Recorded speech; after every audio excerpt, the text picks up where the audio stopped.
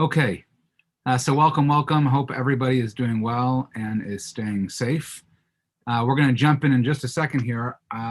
Again, a lot of exciting things coming up here in the shul, so please keep your eyes and ears open, read the newsletter, so many great programs. But in the meantime, I want to talk a little bit about our Parshat Bo, but to do so, I want to speak about a much bigger issue first, which is kind of fitting for what's going on here. I don't mean this in any political way whatsoever. I'm just making a joke about politics in general, which is that we know when it comes to politics, and especially big speeches and big addresses, is that, the politicians make all these promises, and then, most politicians can't, for whatever reason, fulfill those promises.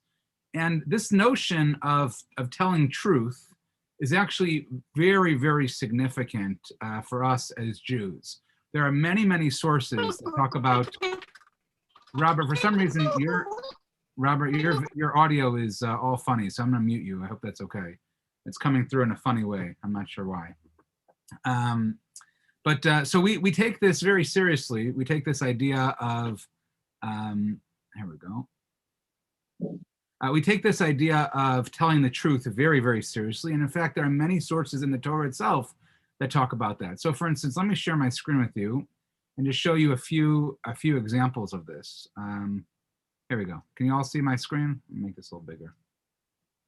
So here we go. So for example, in Vayikra, the Torah tells us that when it comes to dealing with others in financial matters, lo tignovu, lo tichashu, lo tishakru ish bamito. You shall not steal, you shall not deal deceitfully or falsely with one another. So we see from the outset here that the Torah takes this so seriously when it comes to all business transactions that a person is not allowed to lie or cheat or deceit in any way. And in Shmot, and we're going to read this in Parshat Mishpatim in just a few weeks, lo tata mishpat avyonacha beribo, you should not subvert the rights of your needy in their disputes, okay? But most importantly, midvar sheker terchak, a person needs to keep away from divrei sheker, from false words. And what does it mean, midivrei sheker terchak? You should distance yourself from anything false. So the Sforno tells us in box number 3, midvar sheker terchak, mikol davar sheyuchal esavev sheker, anything that it could possibly create the impression that a person is doing something sheker, false or corrupt, kamramza, like we see in Pirkei Avos, have it here, bidvarecha, that a person should be careful with their words. You have to be so careful. We need to refrain from saying anything that might be construed in some way, shape, or form as a lie. And so you might want to ask, why do we need both of these verses? One that talks about not lying in general, and why do we have to, also say here, midvar sheker tercha, keep away from false charges? And I think we can suggest that it's not just, the Torah here is not commanding us not just to lie, but it's even telling us that things that are half-truths, like white lies, if you will, right? In Jewish law, when we talk in Judaism about falsehood, we mean much more than simply not telling the truth. Falsehood connotates anything that runs contrary to wisdom, including things, for example, like misrepresentation and other things like that. In Judaism, we demand so much more than not just being a liar. In Judaism, we demand that you need to be truthful and honest in every single which way. So that is very significant. And we see this idea actually in many places. So for example, the Gemara and Bava Metzia. And again, I'm just running through this just to give you a breath of how significant and how much this notion of lying and, more importantly, of telling truth finds its way throughout Chazal and our literature and in our tradition. So for example, Meitvei, Rabbi Yosef, Rabbi Yehuda Omer, Ma Talmud Omer, what is the significance of the verse of Hein Tzedek v'alo Hin Bechlal, Eifo Haya Ela Lomar Lecha Shiel Hein Shelcha Tzedek v'lav Shelcha Tzedek. So what's the meaning of the verse? Just an Eifa, a Hein, and a Hin you should have. So is that not the same as an Eifa? What's the significance? So it's an illusion that there's a mitzvah for a person to fulfill their promises. And Abaye takes this further and says that this verse means that one should not say one matter with his mouth and think the other matter with his heart. Achad b'peh v'achad b'lev. It's so significant. A person should not just say things and not actually mean those things, right? So again, it's not just about lying. It's about what we believe to be true in ourselves. And the Gemara tells a story of an amazing city. I don't know if such a city would even exist today, but listen to this story. Amar Rava. Rava says as follows: Merish have amina leka kushta ba'alma. There used to be this place called Kushta, which translates, by the way, here to truth. That was the name of the city. And he said, originally he said, I would say there's no truth anywhere in the world. That's what he said.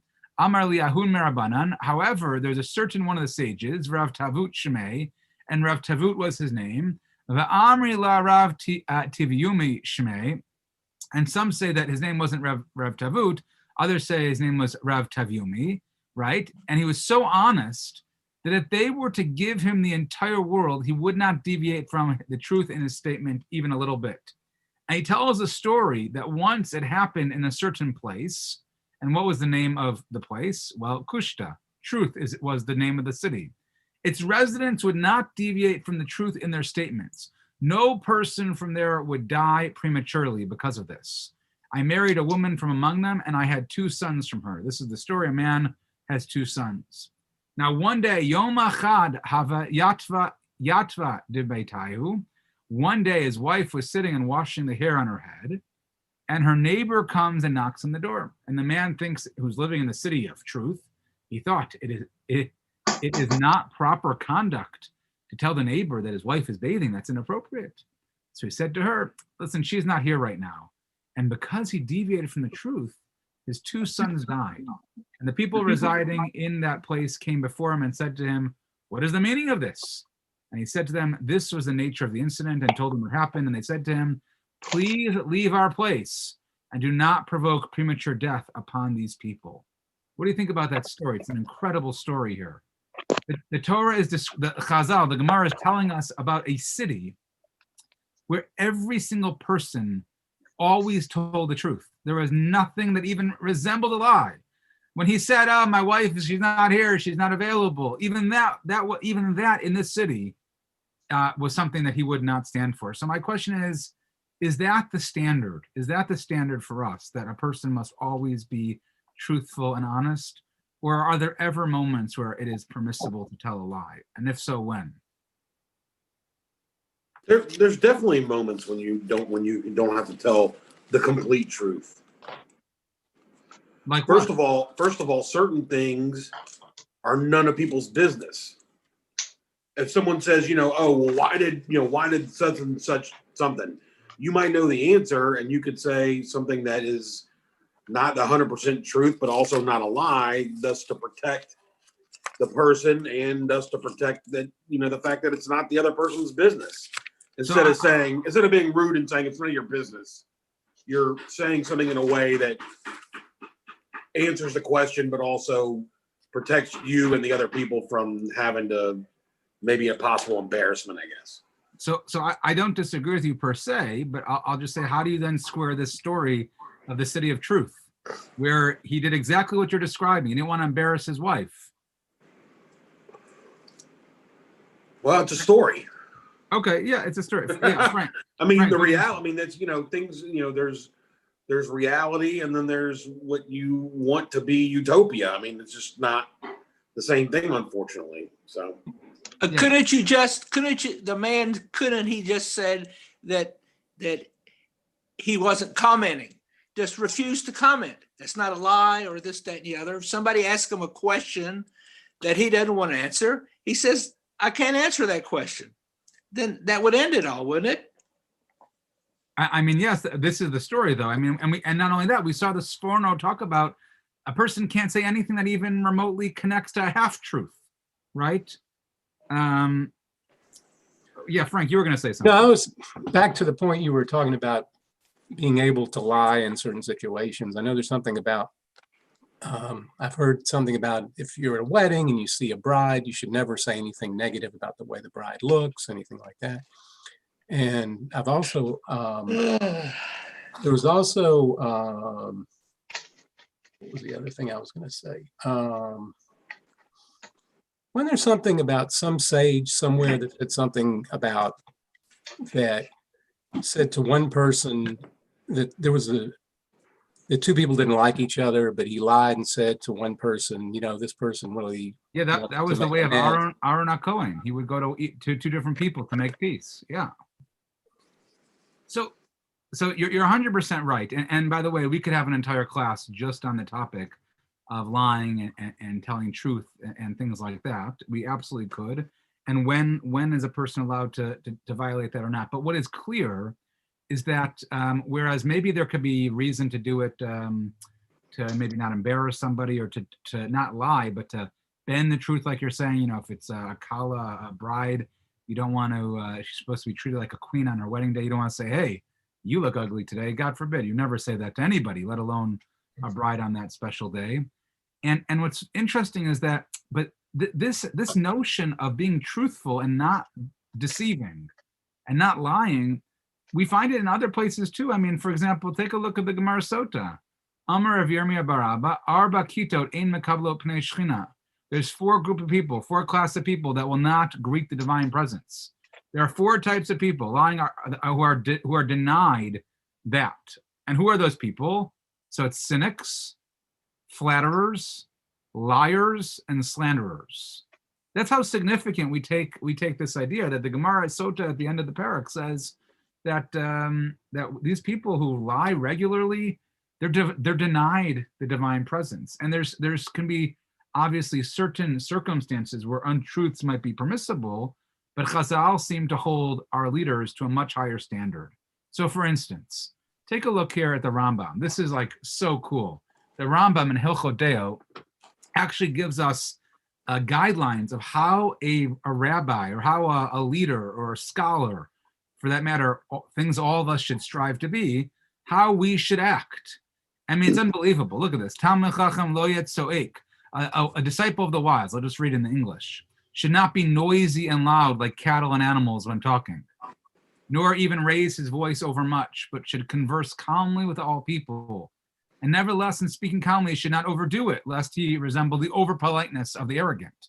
He should be first to greet every person. It's amazing. The Rambam is telling you exactly how to act. He even talks in another halacha in the same section about how Torah scholars are supposed to dress, right?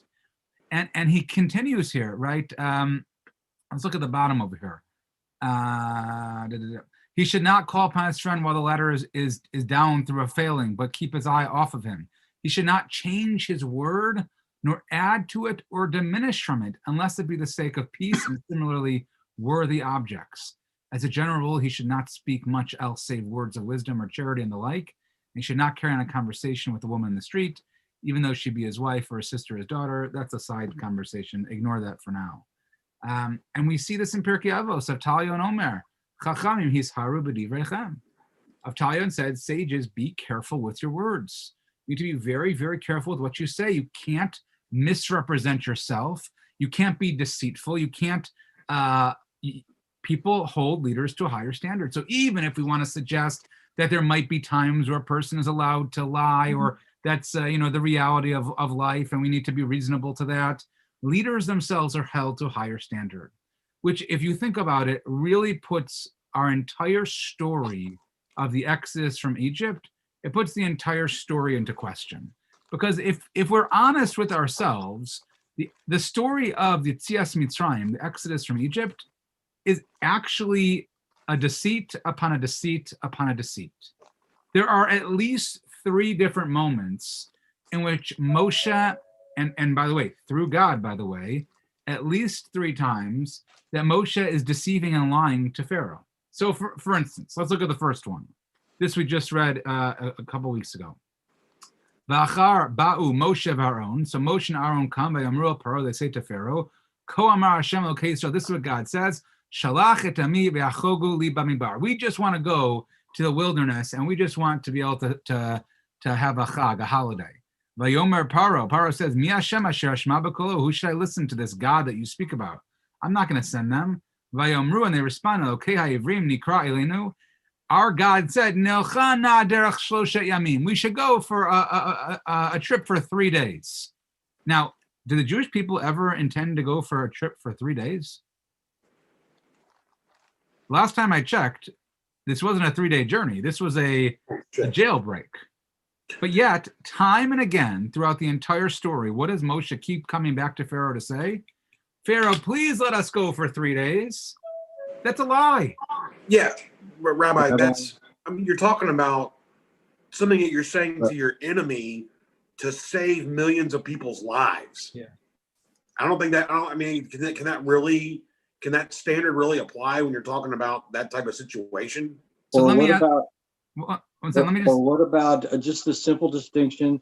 He's talking to Pharaoh. He doesn't lead Pharaoh. He's not the leader, although he's the leader of the Jewish people. He's not the leader of Pharaoh. So when he's talking to his own people, he's obviously maybe held to a higher standard than when he's talking to the leaders, other leaders. Wait, before you, Rabbi, I'm sorry. That's not necessarily true, because when you're talking about talking to other leaders, you're talking about also the possibility of, up and up trade negotiations, up and up diplomacy, up and up, whatever. You should be telling the truth then. But when you're talking about, if they would have said to Hitler, hey, we just want to give us a few days off for Passover, no, they're going to leave. I mean, they're not going to save their own lives. It's different. So I agree with you, but here's the question. So let's assume that the end goal is exactly like God promises, that the Jewish people need to leave Egypt.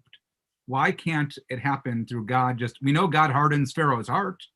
Why does it have to be done in a way that is deceitful? Why couldn't it just be that Moshe says to Pharaoh, let my people go, not go for 3 days, but let my people go? Why can't it be done like that? And by the way, this is not, so you're right that we're talking about saving millions of people and Jewish lives and fulfilling a prophecy and a promise. I agree with all of that. But this doesn't have to be done in a deceitful way. Or for instance, it's not just there. Look at the next source in the next box 10. Uvnei Yisrael asu kidvar Moshe. The Jewish people, vayishalu miMitzrayim, they do like Moshe told them, and they borrowed from the Egyptians. They borrowed from the Egyptians objects of silver, gold, and clothing. Excuse me, time out here. We know that this is not, they're not borrowing them, they're taking these things. They have no intention of ever returning them. Why does Moshe tell them to borrow clothes and beautiful silver and gold from them? If this is what they're owed, and if you want to say, oh, well, it's owed to them. That's the apologetics reading, right? They never got paid all those years. Just because something wrong happened doesn't mean that we are allowed to go and take it and make it right in our own hands. It doesn't work like that. So they have to do this so deceitfully. If God wanted the Jewish people to be wealthy, God is creating miracle upon miracle here. There are 10 plagues. Why couldn't the miracle have been that they asked to get it permanently? They went to the Egyptians. They said, please give us your gold. And they said, yes. But it had to be that it was borrowed. It had to be vayishalu. Or a third example, after the nation actually leaves, right? So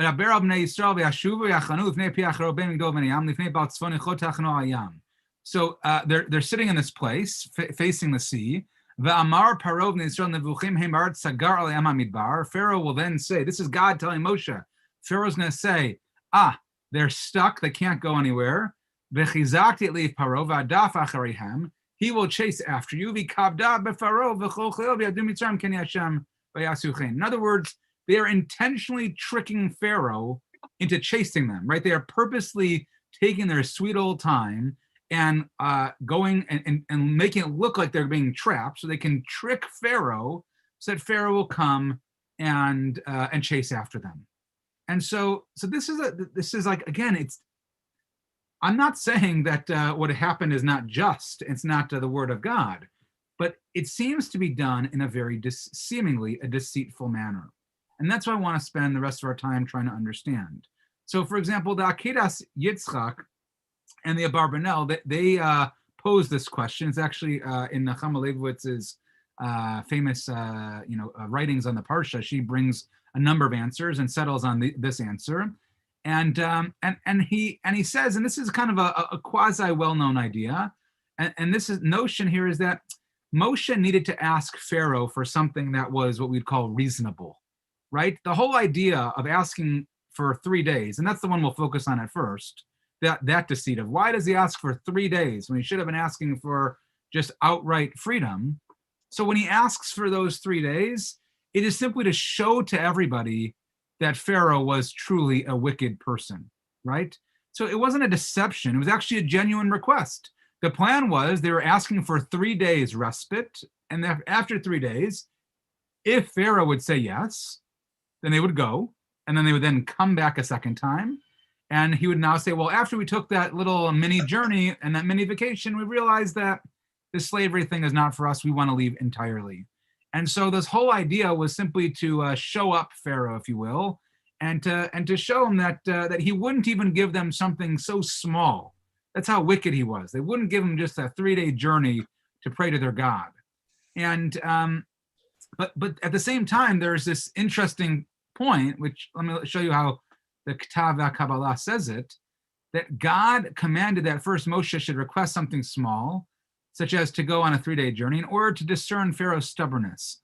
And once he refused even the small request, Moshe asked several times for complete and eternal freedom. And what the Ketav HaKabbalah is saying is that if you look carefully in the words themselves, after this, he says no to the 3-day journey, he tries to suggest this interpretation, Ketav HaKabbalah, that when he says the word shalach et ami v'yavduni, send my nation so that they should go and serve me, he meant not send them for a 3-day vacation, but total freedom. And he reads this into some grammatical pieces of the actual verses using the PL form of the word shilach.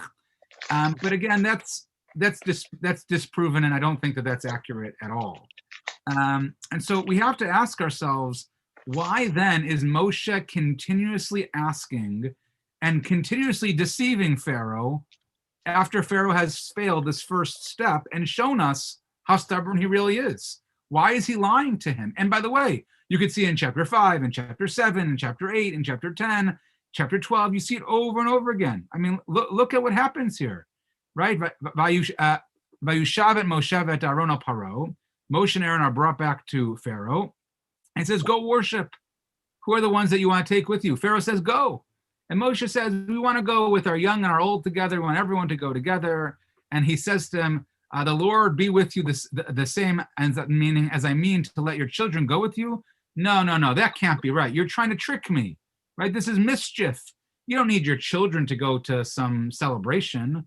He doesn't say that. No, just let the older people go. In other words, they're still discussing going on this 3-day vacation. They're not talking about freedom. We're talking about a 3-day mini hiatus, achag laHashem. And Pharaoh is debating about who gets to go. So it's obvious that Moshe is not dealing faithfully with Pharaoh, and why God can't simply harden his heart and get the same result, or just say, please let all my people go, makes no sense. It's very hard to understand. And we see this in other places in Shemot in chapter 8. I think this is perhaps the most obvious example of the lying. This is something that I talked about in my video from last week of lo nachon la'asot kain, right? Pharaoh finally, he agrees. He says, just go. But instead of leaving the land, go, you want to celebrate here. And Moshe so cleverly says, no, it would be inappropriate to do this, to sacrifice animals that are considered Egyptian gods. I mean, it's like the deceit and the trickery that Moshe is using, it's so on the head. I mean, even Pharaoh begins to smell like something is not exactly working out the way that he thought it would be. And what's amazing is that when he finally agrees and says, go, as we'll see in our Parsha, right? He says, finally, just get out of here, right? He sends them. But what is Pharaoh's intention when he sends them after Makat Bechorot? Was it a total exodus and freedom? Or was this that you should now go for 3 days? Take your flocks, your herds, right? Gam tzonechem gam bekarchem kechu kasher dibartem, just like you said, valechu uverachtem gamoti. And by the way, when you're praying it for your 3-day holiday, please pray for me too. And not only that, the people urged them. They said, please leave, go, go, go.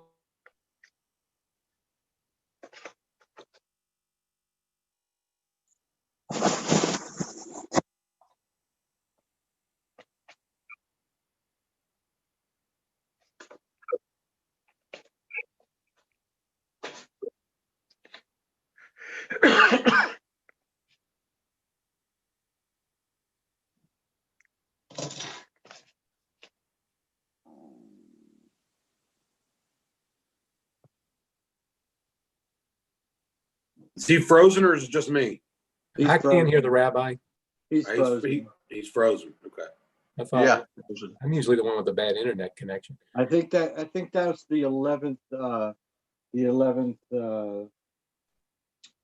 Commandment? No.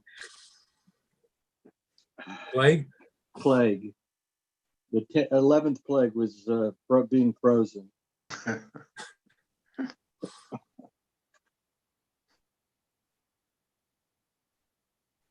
Oh, there he is. I see him. Hi, everyone. Let's see, Robert. I'm back. Sorry about that. You were just exempling the 11th plague of freezing yourself. Okay. Can you all hear me? Name Not- that too. No. Not well. Or kind of. There's Howard Specter.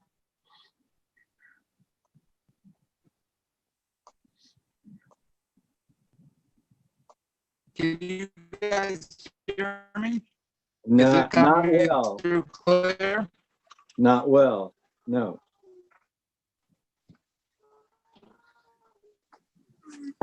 Okay. How about now? Is that any That's better? Better. Mazel tov. Can Got it. someone tell me if you can hear me? I Yeah. can hear you now. Try to do something. Hold on one second yet. Hold on. I'm sorry, everybody. Hey, 1 second. Ira, I'm going to make you the host.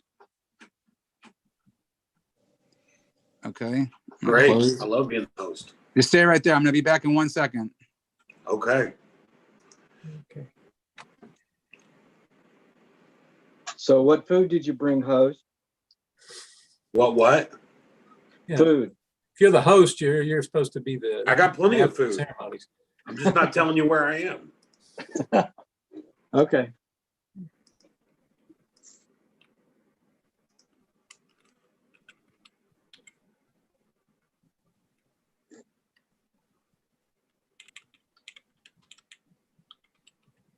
Mr. Robert, Hey, Frank.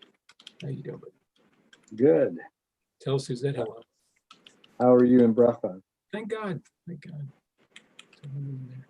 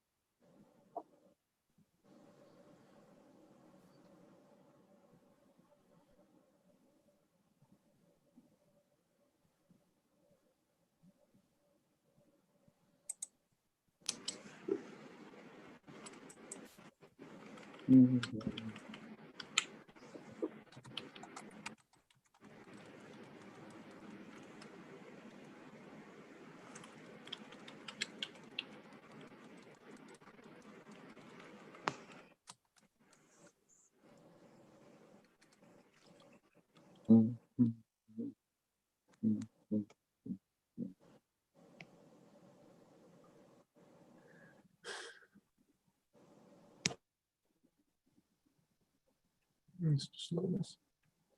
Who's the picture of? Mr. All Slowness? right, here he comes. Okay, I'm back. I'm back for more. Okay, can you hear me now? Yeah. Yes. Okay, sorry about that, everybody. So again, let's just recap. Again, we lost power. They're working on the power on the street, and I'm sitting in the dark. I'm reliving, like Robert said, the plague of darkness here. So I'm gonna have to do this by heart, because my computer is dead too. So we were talking for a moment here just about this last plague, where it seems so obvious where they're being sent. And by the way, when they actually do leave, when they're gone, what happens is that the Torah tells us that the people come to Pharaoh. And what do they say to Pharaoh? they say, "Vayugad l'melech Mitzrayim ki barach ha'am." It doesn't say that the children of Israel, that they left. It says that they escaped. Ki barach ha'am. That's what the Torah tells us. It's very explicit that it's a total escape. There's nothing here about how there's nothing here that talks about how they left for 3 days, they're planning on coming back. So again, why does this entire story seemingly need to be resting on deceit? And so the Ibn Ezra has this amazing interpretation, and he says as follows. He says that this was the type of thing that the Jewish people were actually completely righteous in every way when it came to this. They had no intention of lying purposefully or giving away the secret, but God did all of this, every piece of the deceit, all 3 times. The deceit about the 3 days, the deceit about stealing the goods, the deceit about slipping out in the middle of the night, and all that deceit was essential because God wanted to punish Pharaoh. This deceit was not deceit, meaning it looks like deceit. When you look at it as isolated moments, it looks like Moshe and the Jewish people and God are being a bunch of tricksters. But that's not what's happening here. This is more about God's elaborate plan on how he's going to actually get Pharaoh to chase. Because you see, if the Jewish people would not do it this way, if the Jewish people would simply, if they would simply be, going out, pleasantly, or they didn't take all their other goods, they didn't take the gold and the silver or anything else like that. If they wouldn't have done that, so then the Jewish people would not have been chased by the Egyptians. The Egyptians never would have made it to Yam Suf. They never would have made it to be in and be punished by God. God wanted to make sure he could punish Pharaoh for what he did. And by tricking them in this way, and by doing it in this way, that was the only way that Pharaoh was going to come after them. If they would have asked for freedom and Pharaoh would have granted it, or they would have tried escaping in the middle of the night without Pharaoh sending it, Pharaoh wasn't going to chase. Pharaoh never would have let him. They never would have come to this big climactic moment known as the splitting of the sea. And that's exactly what the Ibn Ezra says. That Barbanel disagrees a little bit with this. And he says that it would have been easier if God would have just, hardened Pharaoh's heart. We didn't need this deception. But the Ran says it as well, that this is what's so significant. It's all about being able to, the intention behind all of this was hidden from the Jewish people and even from Moshe. Neither of them knew what was going on. It was all about part of God's divine plan to punish the Egyptians. And I once saw, yes, sir. Doesn't it explicitly say that the purpose the purpose is to humiliate Pharaoh? It's that Pharaoh should. It should be the pasuk says that Pharaoh should know that I am God, right, and I am the only God. But this is different. We're talking about punishment. That God is here to punish Pharaoh and all the Egyptians for their atrocities and the crimes that they've done. For instance, this is the best way to explain it, and I don't want to. It's so harsh to say it, but if we were to take out the word Egyptians and we were to replace it with words like Nazis, right? It wouldn't be a question for us. These are people who are deserving of punishment, right? All of this is permissible to the Jewish people to do this to these wicked people because they had embittered their lives and forced hard labor on them for no reason. They drowned their children in the river, for heaven's sake, right? They were terrible. They deserve to be punished. Now, you might ask yourself, well, so why does God have to do it in this way? Why do they have to? We know why they have to be punished. But why is this such an important lesson that it has to be taught in this way? And I like to think that this helps us, gives us strength in understanding why sometimes bad things happen to good people, and even worse, when good things happen to bad people. Could you imagine if you were living in Egypt at that time, watching the oppression and the servitude and the slavery? You would lose all faith. You would say, where is our God? Where is this great God of Abraham? It's no different, again, those who are in the concentration camps. Where is God in this moment? Of course you would challenge faith. You would say, why are such good things? Look at Pharaoh, how prosperous he is, and look how bad it is for us. What good is it to do anything? But what we fail to understand is that sometimes it takes generations, years, in this case, 200 years, to see punishment exacted by God on Pharaoh. Sometimes when we look throughout history, we don't know why these certain things happen to us, or why we have to live in a certain way, or why God is not being as kind or as just to us, or why good things are happening to people who are truly wicked. But we can't understand that sometimes even in our own lifetime. Sometimes it takes multiple lifetimes. It could take years upon years to understand that.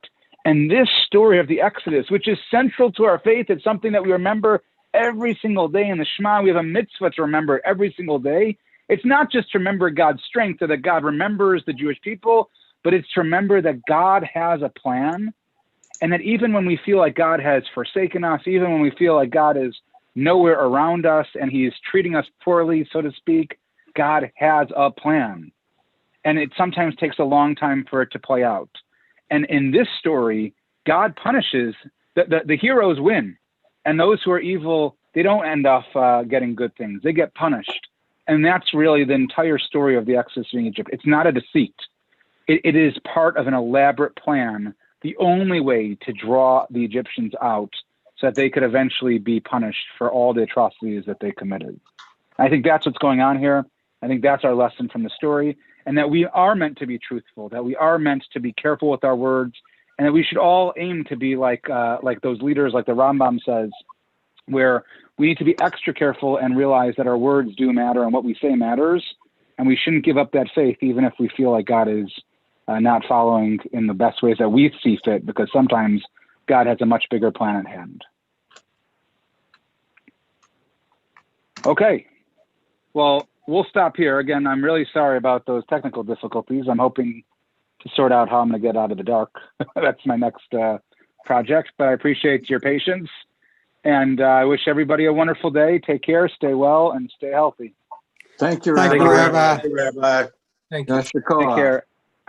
And Ira, you can just end the meeting anytime. Yeah.